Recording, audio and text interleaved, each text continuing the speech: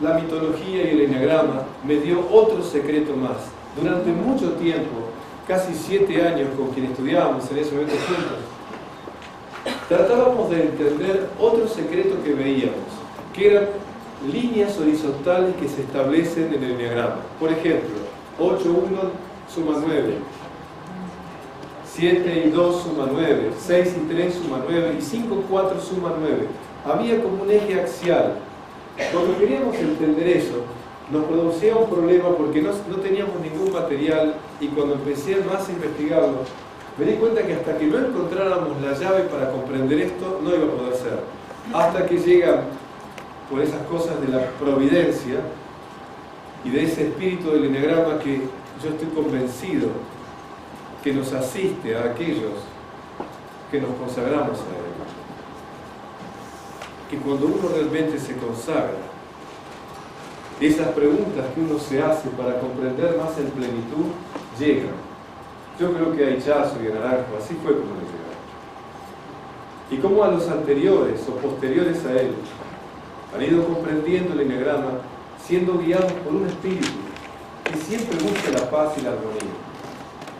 Y siempre a veces me duele de corazón ver que aquello que tenemos que trabajar con esta conciencia, que no sea que nuestros egos nos dividan o nos enfrenten, por favor, porque muchos alumnos nuestros también observan cómo nosotros respetamos a otros docentes o a otros formadores o a otros conocedores.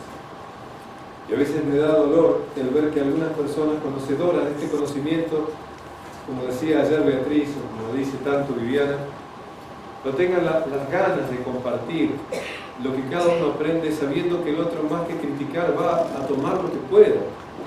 Así que es una bendición sentir que cuando te toma el espíritu del eneagrama, no podés no hacer esto. No podés no buscar la unidad, no podés no buscar la generosidad, y no podés no respetar la libertad de otros.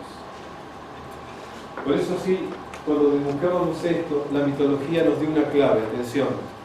El árbol, sus raíces es la energía física, el tallo es la energía psíquica y la copa es la energía espiritual. Las 3 energías de la condición humana: cuerpo, mente y espíritu, o alma. Eso fue la llave. Cuando pusimos el árbol sobre el eneagrama, sucedió lo mágico. Primero porque entendimos que el 9 justamente es el eje del estar, que hace que todo esté alineado. Y entendimos que la inestabilidad de una persona dependía de cómo tenía esos ejes. Y empezamos a darles nombres. Primero el eje que está abajo, el eje 5-4, el eje del ser. Y fue todo un descubrimiento, darnos cuenta que justamente llamábamos el eje del ser a las raíces. El 5 es ver la realidad y el 4 es verme a mí mismo. Una persona está más plantada en la vida cuanto más o mejor se ve a uno mismo y mejor ve la realidad. De modo de entender que el eje 5-4 son las raíces era clarísimo. Y empezamos a estudiar el eje del ser. Entonces 4 y 5 constituían las raíces, el eje del ser. El siguiente es el eje 3-6, que es donde se apoya el árbol. Y ahí veíamos que había un vínculo perfecto entre el 3 y el 6. El tener material, dinero, viviendas, cosas materiales, está representado con ese eje. El tener es importante para el 6 porque al 6 le da seguridad. Y al 3, el tener le da la oportunidad de llevar adelante sus proyectos. Así que el tener era obvio que era algo que acercaba a ambos extremos, que lo colocaba siempre unidos en el eje, 3 más 6, 9. El siguiente eje, al ver el 7 y el 2, era obvio que era el eje del comunicar, porque tanto el 7 como el 2 se brindan, escuchan y hablan, y es, aunque la variante de cada extremo es distinto, el 7 y el 2 son los comunicadores más comunes. Y me causa gracia porque me decían que la mayoría de los expositores y presentadores somos 2, así que alguna cosa debe ser. Pero bueno, Cecilia 7, que también la quiero nombrar, el eje del comunicar.